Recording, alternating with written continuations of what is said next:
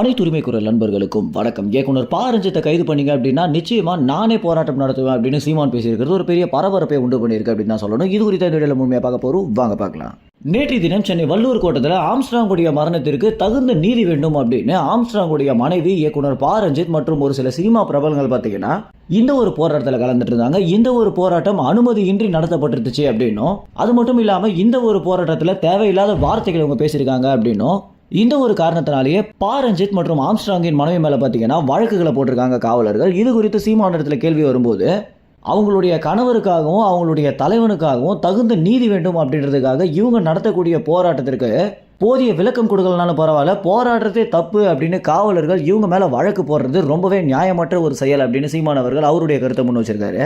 கடந்த ஜூலை 5ஆம் தேதி ஆம்ஸ்ட்ராங்குடைய மரணத்திற்கு பிறகு பல்வேறு சிக்கல்கள் வந்துட்டு இருந்த தருணத்தில் இந்த ஒரு பிரச்சனையெல்லாம் ஒரு பிரச்சனையே இல்லை அப்படின்ற மாதிரி தற்போது அனைத்து தொலைக்காட்சிகளுமே சரி காவலர்களும் சரி கடந்து போயிட்டாங்க அப்படின்றது தான் நிதர்சனமான உண்மையாகவே இருக்கு. ஒரு நாளும் வித்தியாசமான பிரச்சனைகளை சந்திச்சுட்டு இருக்கக்கூடிய தமிழ்நாட்டு மக்கள் எல்லாத்தையுமே ஞாபகம் வச்சுட்டு இருக்க மாட்டாங்க அப்படின்ற ஒரு காரணத்தினாலேயே ஆம்ஸ்ட்ராங்குடைய மரணம் குறித்து தகுந்த விளக்கமோ ஒரு தகுந்த குற்றவாளியோ கண்டுபிடிக்காத நிலையில மக்கள் பார்த்தீங்கன்னா ஏகப்பட்ட கேள்விகளை முன்னெழுப்பிட்டு இருக்க. இன்னொரு பக்கம் ஆம்ஸ்ட்ராங்கின் மனைவி மற்றும் பகுஜன் சமாஜ்வுடைய கட்சி நிர்வாகிகள் அனைவருமே இந்த ஒரு போராட்டத்தை நடத்தி இருக்கும் போது அனைவர் மேலேயுமே காவலர்கள் வழக்கு போட்டிருக்காங்க. அது மட்டும் இல்லாம கைது பண்ணுவோம் அப்படின்னு சொல்லியிருக்காங்க. இது குறித்து தமிழ்நாட்டில் இருக்கக்கூடிய முன்னணி அரசியல்வாதிகளான திருமாவளவன், சீமான், அன்புமணி ராமதாஸ் இவங்க அனைவருமே அவங்களுடைய கருத்து தெரிவிச்சிருக்க நிலையில இவங்களை கைது பண்ணா இதுவே ஒரு மிகப்பெரிய போராட்டமாக மாறும் அப்படின்றதான் கள நிலவரமாக இருக்கு.